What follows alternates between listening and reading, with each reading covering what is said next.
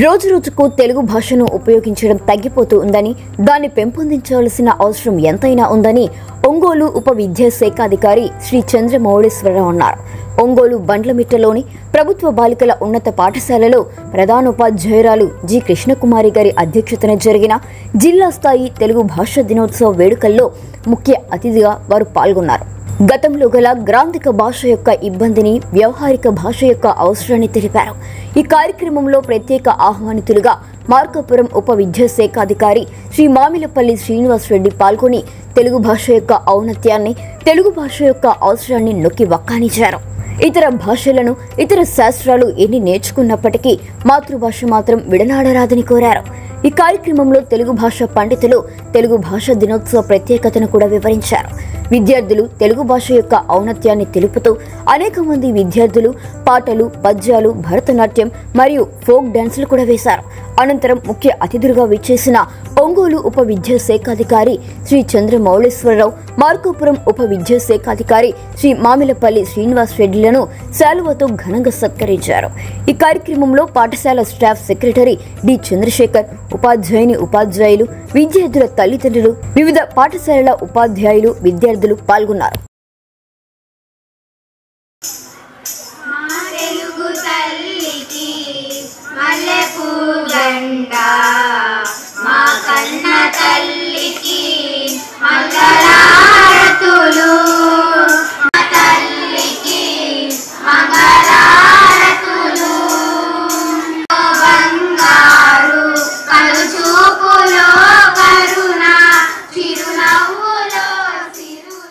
మన మాతృభాష తెలుగు, కానీ తెలుగును మర్చిపోతున్నాం. ఎవరైనా ఒకళ్ళు ఒక 5 నిమిషాల సమయం ఒక్క ఆంగ్ల పదం ఉపయోగించకుండా నిరంతరంగా మాట్లాడగలరా తప్పులు లేకుండా? చూస్తే ఆ పోటీ పెట్టాల్సిన రోజు వచ్చింది ఇప్పుడు. ఎందుకంటే తెలుగు ఉపాధ్యాయులు కూడా మధ్యలో ఆ ఆంగ్ల పదాలను ఉపయోగిస్తూ ఉన్నారు. అలవాటైపోయింది. మన భాషలోకి అన్ని పదాలు, అన్య భాషా పదాలు చుచ్చుకొని వచ్చేసాయి. వాటిల్లో ముఖ్యంగా ఈరోజు ఇంగ్లీషు భాషా పదం అన్నీ కూడా వచ్చేసినాయి. ముఖ్యంగా ఆంగ్ల భాష వ్యామోహంతో ప్రైవేటు పాఠశాలలు అన్నీ కూడా ఇంగ్లీష్ మీడియం పెట్టినాయి. దాన్ని చూసి మనం కూడా పిల్లలందరూ అటు వెళ్ళిపోతున్నారని ప్రభుత్వ పాఠశాలలో కూడా ఆ ఇంగ్లీష్ మీడియం ప్రవేశపెట్టారు. తెలుగు దాదాపుగా అటకెక్కింది. ఇప్పుడు నూతనమైన సంస్కరణలతోటి పరీక్షా విధానంలో కనీసం తెలుగు పద్యాలు కూడా అడగటం లేదు. 2 మార్కులే కదా, చదవకపోతే ఏమి, నేర్చుకోకపోతే ఏమని తెలుగు ఉపాధ్యాయులే అంటున్నారు. పద్యాలు నేర్పించడం వల్ల పిల్లలకి కొద్ది రోజుల తర్వాత చూస్తే ఇప్పుడు మేడం గారు ఎన్నో పద్యాలు చదివారు. ఇంకొన్ని సంవత్సరాల తర్వాత చూస్తే పిల్లలు అప్పటి పెద్దలకి పద్యాలు రావు, ఏ నోటికి రావు. కారణం ఏంటంటే పరీక్షలు ఇప్పుడు పరీక్షలను బట్టే చదువు. పరీక్షలు ఏముంటే అది నేర్చుకుంటాం, పరీక్షలు ఏమి లేకపోతే నేర్చుకోం. కనుక మనము తెలుగు భాషలో ఉండే పద్యాలు కూడా నేర్చుకోవడం లేదు. మనం అందరం కూడా తెలుగును మర్చిపోతూ ఉన్నాం. తెలుగునే ఉందిలే అనుకుంటున్నాం. కాబట్టి అలా అనుకోబాకండి. తెలుగు మన అమ్మ లాంటిది. తెలుగును మర్చిపోతే మన అమ్మను మర్చిపోయినట్టే. గిడుగు రామమూర్తి పంతులు గారి గురించి ఇక్కడ ఉన్న వాళ్ళందరూ చాలా సంగతులు చెప్పారు. భోజనం ఎప్పుడైనా పెళ్లిలో భోజనానికి చివరి పోతే ఏమవుతుంది? ఏముండవు, అడుగు బడుగు ఉంటాయి కదా. ఇప్పుడు నాకు కూడా అంతే. వీళ్ళందరూ మాట్లాడి ఏం మాటలు లేకుండా చేసేసారు. గిడుగు రామమూర్తి పంతులు గారు ఆయన వీళ్ళందరూ చెప్పని విషయం ఒకటి ఉంది. శ్రీకాకుళం జిల్లాలో అడవుల్లో సవరలని ఉంటారు. ఆ సవరలకి ఆయన లిపిని తయారు చేశాడు. సవరలకు, వాళ్ళ భాషకు, ఇంగ్లీషుకి ఒక నిఘంటువును అంటే డిక్షనరీని తయారు చేశారు. గతంలో డిక్షనరీ అంటే ఏందిరా అంటే అర్థమయ్యేది కాదు పిల్లలకి. నిఘంటువు అని చెప్పాల్సి వచ్చేది. ఇప్పుడు నిఘంటువు అంటే ఏందో అర్థం కాదు పిల్లలకి. డిక్షనరీ అని చెప్పాలంటే ఏది మారిపోయింది? తెలుగే మారిపోయింది. మనం తెలుగు మర్చిపోతున్నాం. తెలుగు భాషా పదాలు మర్చిపోతూ ఉన్నాం. మరి తెలుగు భాషను మర్చిపోతూ ఉన్నాం. కనుక మన మాతృభాషను మనకు ఇప్పుడుగా ఫ్యాషన్ ఏంటంటే దినాలు జరుపుకుంటాం. తల్లిదండ్రుల దినం, ఆరు ఫాదర్స్ డే, తండ్రి దినం, తల్లి దినం, అంతేనా, మదర్స్ డే, అట్లా దినాలు జరుపుకుంటున్నాం. స్నేహితుల దినం, ఫ్రెండ్షిప్ డే. ఆ ఒక్కరోజు అనుకునే తర్వాత మర్చిపోతాం. అది ఇంగ్లీషు వాళ్ళ యొక్క సాంప్రదాయం. వాళ్ళు ఇంగ్లీష్ వాళ్ళు ఏం చేస్తారంటే 16 ఏళ్ళు వచ్చిన తర్వాత పిల్లల్ని వదిలేస్తారు. పిల్లలు బయటికి పోయి పని చేసుకుంటూ వాళ్ళ పాటికి వాళ్ళే చదువుకుంటారు, వాళ్ళే స్వతంత్రంగా ఉంటారు. ఒకవేళ పెద్దవాళ్ళు అయిన తర్వాత పిల్లలు తల్లిదండ్రులు తీసుకుపోయి వృద్ధాశ్రమాల్లో చేరుస్తారు. మరి తల్లిదండ్రులు బాధపడతారని సంవత్సరానికి ఒకరోజు పోయి తల్లిదండ్రుల దినోత్సవం జరుపుకుంటారు. ఆ విధంగా మనం కూడా ఆ దినాలు జరుపుకుంటున్నాం, మర్చిపోతున్నాము. ఈరోజు మాట్లాడుకుంటాం, మేడం గారు చెప్పినట్టు ఈరోజు అందరం తెలుగు భాష మాట్లాడాలి, తెలుగు ప్రాముఖ్యత అది ఇది అని చాలా చెప్పుకుంటాం, పాటలు పాడుకుంటాం, కవిత్వాలు చెబుతాం, పోటీలు జరుపుకుంటాం. మళ్ళా మరుసటి రోజు మర్చిపోతాం. సార్ చెప్పినట్టు ఎంఏ తెలుగు ఎంతమంది చదువుతున్నారు? భాషా శాస్త్రాలు చదివేవాళ్ళు లేరు ఇప్పుడు. అందరూ కూడా ఇంగ్లీషా, తర్వాత బీటెక్కా, మెడిసినా, ఇంకోట చదువుతున్నారు. కానీ భాషా శాస్త్రాలను చదివేవాళ్ళు బోధించేవాళ్ళు కూడా క్రమంగా అరుదైపోతూ ఉన్నారు. కనుక మనం తెలుగు భాషను దానికి మనం జీవాన్ని పునరుజ్జీవనం కలిగించాలి. మనందరం కూడా దానికి అభివృద్ధి కృషి చేయాలి. తెలంగాణ, ఆంధ్ర రాష్ట్రాల్లో 6 కోట్ల మంది తెలుగు వాళ్ళు ఉంటే ఈ 2 రాష్ట్రాల వెలుపల దేశం అంతా మరియు ప్రపంచవ్యాప్తంగా 6 కోట్ల మంది కంటే ఎక్కువ మంది తెలుగు వాళ్ళు ఉన్నారు. తెలుగు వాళ్ళు ఎక్కడున్నా మన ఆంధ్రులే లేదా తెలుగువారే. తెలుగు భాష మాధుర్యం పాలలో చక్కెర కలిపి, పాలలో తేనె కలిపి, ఇంకా నెయ్యి కలిపి, ఇంకా మధురమైన అన్నీ కలిపి సేవిస్తే అంత తీయగా ఉంటుంది. అదే తెలుగు. తెలుగు తేట తెలుగు, జాను తెలుగు. ఆ తెలుగు పదం వింటేనే మది పులకరిస్తుందని చెప్తాడు ఒక తమిళ పండితుడు, అప్పయ్య దీక్షితుడు. అసలు తెలుగుదేశంలో జన్మించడమే మహాభాగ్యం అని చెప్తాడే. తెలుగువాడుగా పుట్టడమే గొప్పతనం అంటారు. మనమంతా తెలుగు మాట్లాడుతున్నాం, మనంతా గొప్పవాళ్ళమే.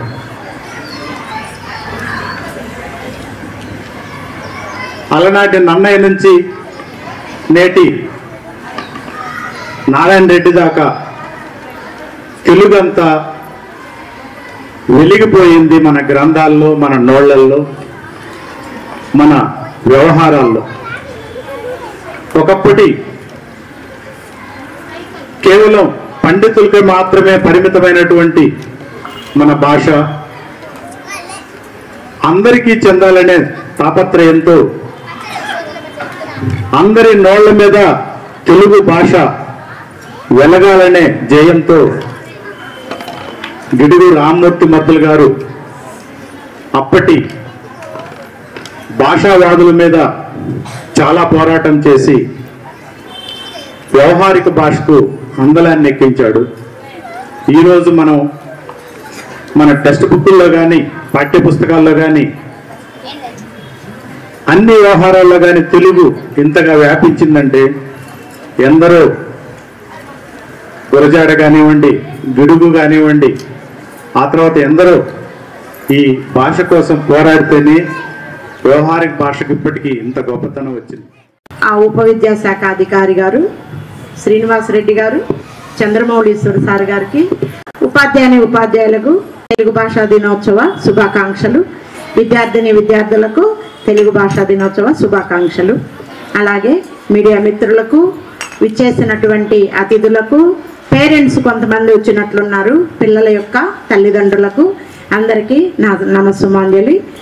మన గిడుగు రామ్మూర్తి గారి జయంతి సందర్భంగా ఈ వేడుక జరుపుకుంటున్నాము. ఆయన గురించి ఎంతో కొంత మీకు పటాల్లో వచ్చి ఉంటుంది. మొట్టమొదట ఇతను తూర్పుగోదావరి జిల్లా రామచంద్రాపురంలో 1863 ఆగస్టు 29 అంటే ఈరోజు జన్మించున్నారు. అందుకనే మనము ఈరోజు జరుపుకుంటున్నాము. జనరల్గా జీవించి ఉన్న వాళ్ళకి మనం బర్త్డే పుట్టినరోజు అని చెప్పుకుంటాము.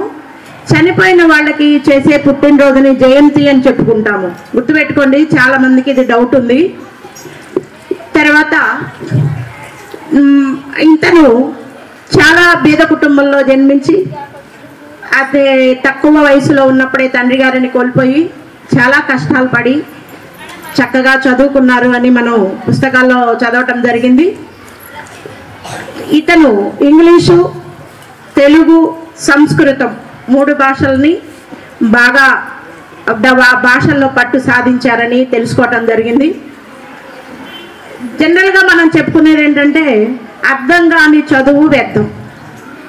ఒకప్పుడు తెలుగు భాష అంటే ఇందాక చంద్రశేఖర్ మాస్టర్ చెప్పున్నారు, గ్రాంధికం అని చెప్తూ ఉండేవాళ్ళు.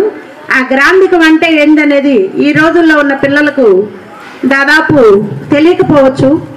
పౌరాణిక సినిమాలు, నాటకాలు, సత్యహరిచంద్ర ఇలాంటి నాటకాలు కనుక మీరు చూసినట్లయితే, విన్నట్లయితే దానిలో ఉంటాయి పద్యాలు.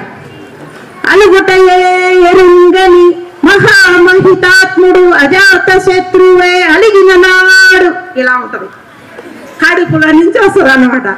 అది ఏం చదివారో ఏమని ఎవరికి అర్థమయ్యేది కాదు. చాలా కష్టంగా ఉండేది ఆ పదాలు. అది తెలిసిన వాళ్ళకి తప్ప సామాన్య జనానికి అర్థమయ్యేది కాదు. చాలా కష్టంగా ఉండేది. అలాగే సత్యహరిచంద్ర ఒక పద్యం తీసుకుంటే, బాల సూర్య ప్రభ కలితంబై వెలుగొందుతున్నది, ఇలా రాగాలు చాలా కష్టం ఉండేది. ఆ రాగాలు వన్స్ మోర్ అంటే మళ్ళా ఇవన్నీ మేము చూస్తా పెరిగాము, పల్లెటూరులో పుట్టాము, అవి చూస్తా పెరిగాం, వింటా పెరిగాం అన్నమాట. అలాంటి తెలుగు అర్థం కాక అయోమయ స్థితిలో ఉన్నప్పుడు తెలుగు వాళ్ళకి అర్థమయ్యే రీతిలో ఈ భాషను అందించాలి అని, సామాన్య ప్రజలు సైతం దీన్ని అర్థం చేసుకోవాలని ఆనాడే ఆయన కంకణం కట్టుకుని ఈరోజు మీరు చదువుకుంటున్నటువంటి తెలుగు పాఠాలు అతి సరళమైన భాషలో, వ్యవహారిక భాషలో, వాడుక భాషలో కథలు చదువుతున్నంత ఈజీగా నేర్చుకుంటున్నారు. గ్రాంధికం అంటే మీకు పద్యాలు ఉంటాయి కదా, ఆ పద్యాల భాష అన్నమాట. దానికి మళ్ళా ప్రతిపదార్థము, అర్థము ఇవన్నీ ఉంటాయి. అలా కాకుండా అతి సాధారణంగా అర్థమయ్యే రీతిలో ప్రజలందరికీ తెలుగు భాష చేరువు కావాలని చాలా కృషి చేశారు. అందుకనే ఆయన్ను వాడుక భాష పితామహుడు, వాడుక భాష పితామహుడు అని బిరుదు ఇవ్వడం జరిగింది. ఈరోజు ముఖ్యంగా ముందుగా పిల్లలందరికీ తెలుగు భాషా దినోత్సవ శుభాకాంక్షలు. ధన్యవాదాలమ్మా. ముఖ్యంగా ఈరోజు మనము ఇక్కడ ఈ తెలుగు భాషా దినోత్సవాన్ని ఎందుకు జరుపుకుంటున్నామంటే, వ్యావహారిక భాషాదిన పితామహుడైనటువంటి గిడుగు రామ్మూర్తి పంతులు గారి జన్మదినాన్ని ఉద్దేశించి మనము ఈ ఉత్సవాన్ని జరుపుకుంటున్నాము. మరి ఆయన చేసినటువంటి తెలుగు భాషకు చేసినటువంటి సేవ ఏమిటి, ఆయన ఎలా ఎదిగారు, ఎలాంటి మార్పులను తీసుకొచ్చారు అనేటటువంటి విషయాన్ని మనం కొన్ని 2 మాటల్లో నేను చెప్తాను. తెలుగు భాషా దినోత్సవ శుభాకాంక్షలు. పెద్దలందరికీ నమస్కారాలు. తెలుగు అనే పదంలోనే ఒక విశిష్టత ఉంది. మనసులో నుంచి ఆర్ద్రతతో కూడినటువంటి భాష తెలుగు భాష. ఎవరికైనా కేవలం తెలుగు మాత్రమే కాదు, మన మనసులో ఉన్నటువంటి భావాన్ని సంపూర్ణంగా వెల్లడి చేయడానికి ఉన్న ఏకైక సాధనం ఆర్ద్రతతో కూడి మనస్ఫూర్తిగా, ఏదో భావ మార్పిడి కోసం కాదు, మనసుతో మాట్లాడగలిగిన భాష మన భాష, మనకే తెలుగే. అయితే ఎవరి మాతృభాషలు వాళ్ళు అయి ఉండొచ్చు. పరాయి భాషలు మన మీద ఎన్ని పెత్తనాలు చేయడానికి చూస్తూ ఉన్నా, పరాయి భాషలో వాటిని అవసరమైతే కలుపుకుంటూ మన భాషకు స్థిరత్వాన్ని తీసుకురావడానికి ప్రయత్నం చేయాల్సిన భాష తెలుగు భాష. ఈ మధ్యన ఈ కాలంలోనే వింటున్నాం, ప్రాచీన భాషగా ముందు తమిళకి వచ్చింది, తర్వాత తెలుగు కూడా గుర్తింపు ఇచ్చారు పెద్దలు, ప్రభుత్వం వారు. అసలు విషయానికి వస్తే ఈరోజు గిడుగు వెంకటరామమూర్తి పంతులు గారు తన జీవితాన్ని మొత్తాన్ని వ్యావహారిక భాష కోసం, వ్యావహారిక భాషని గ్రంథ స్థాయికి తీసుకురావడం కోసం కృషి చేసి తన జీవితంలో ఎక్కువ కాలం అక్కడ గిరిజన ప్రాంతాలైనటువంటి సౌర జాతులు నివసించేటువంటి ఆ కొండ ప్రాంతాలలో వారితో పాటే తిరుగుతూ, వారితో పాటు కలిసి ఉంటూ, వారితో మాట్లాడుతూ సౌర భాష నిఘంటువుని తయారు చేశారు. సౌర కథలు అని రాశారు. లిపి లేని భాష, అటువంటి భాషకి లిపి తయారు చేసి మళ్ళీ నిఘంటువుని కూడా తయారు చేశారు. నిఘంటువు అంటే తెలిసి ఉంటుంది కదా, డిక్షనరీ. విన్నారా పిల్లలు ఎప్పుడన్నా? నిఘంటువు అంటే డిక్షనరీ. అటువంటి నిఘంటువుని తయారు చేసినట్టు గిడుగు రామూర్తి పంతులు గారు అమ్మ అంకమ్మ, తండ్రి వీర్రాజు. ఈయన శ్రీకాకుళం జిల్లాలో పేరంబూర్లో అక్కడే చదువుకున్నాడు. చదువుకొని మళ్ళీ ఉపాధ్యాయుల వృత్తిని అలంకరించాడు. సంఘ సంస్కర్త, మరి చరిత్రకారుడు, బహుభాష కోవిదుడు. మరి ఇంకా మన భాష తెలుగులో గ్రాంధిక భాష, ఆరు కావ్య భాష అని ఈ రెండిటికి కూడా ఒకే పేరుంది. ఈ భాషని వ్యవహారిక భాష అయితే పామరులకైనా కూడా అర్థమవుతుందని, అది అంతా కూడా శ్లోకాలను ఉండడం వల్ల ఎవరు కూడా చదువుకోవడానికి వీలు లేకుండా చదువుకు దూరం అవుతున్నారని, అందుకని వ్యవహారిక భాషలో పుస్తకాలు రాయడము, మరి అవి సులభంగా అర్థమవుతుంది అని చెప్పి భావించి ఉద్యమాలు నడిపి ఆయన మరి ఇవి వ్యవహారిక భాషని, దీనికి వ్యవహారిక భాష అయితే సరిపోతుంది అని భావించాడు. ఇంత ఆహ్లాదకరమైనటువంటి వాతావరణంలో మన పాఠశాలలో ఉన్నతోన్నతమైనటువంటి విద్యావంతులు, అధికారుల సమక్షంలో తెలుగు భాషా దినోత్సవాన్ని జరుపుకోవడం అనేటువంటిది మన పాఠశాలకు ఒక ఇంత గర్వకారణం. ముఖ్యంగా విషయానికి వస్తే గిడుగు రామమూర్తి పంతులు గారి జన్మదినోత్సవాన్ని మనము మన రాష్ట్ర ప్రభుత్వం ఏర్పాటు చేసినటువంటి భాషా దినోత్సవంగా నిర్వహించుకుంటున్నాము. 1968 ఆ ప్రాంతం నుంచి 69లో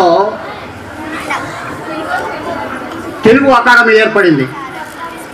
అంతకుముందు వారు చేసినటువంటి కృషి ఫలితంగానే ఈనాడు మనం మన తెలుగు ఉమ్మడి రాష్ట్రాల్లో కానీ, విడిపోయిన ఈ రాష్ట్రంలో కానీ మనం చూస్తే వేలాది పాఠశాలలు, లక్షలాది మంది విద్యావంతులు, లక్షలాది మంది ఉపాధ్యాయులు, ఉద్యోగ వర్గం, అధికారగణం ఏర్పడటానికి ఆయన ఎంతో ముందు చూపుతో, దూరదృష్టితో, దృఢ సంకల్పంతో ఎన్ని ఒడిదుడుకులు ఎదుర్కొని చేసినటువంటి యొక్క కృషి ఫలితమే. ఎందుకంటే గ్రంథస్థమైన భాష గ్రాంధికమైతే వ్యావహారికము గ్రంథస్థమే. గ్రంథస్థమైన ప్రతిదీ గ్రాంధికం కాదు, కానీ ప్రతిపదార్థం వినదగ్గునెవ్వరు చెప్పినా వినినంతనే వేగపడక వివరింపంగా కనికల్ల నిజము తెలిసిన మనుజుడైపో నీతిపరుడు మహిళ సుమతి. ఇదే శతకం. Very good, very good. మీకు సుమతి శతకం కూడా వచ్చేసింది.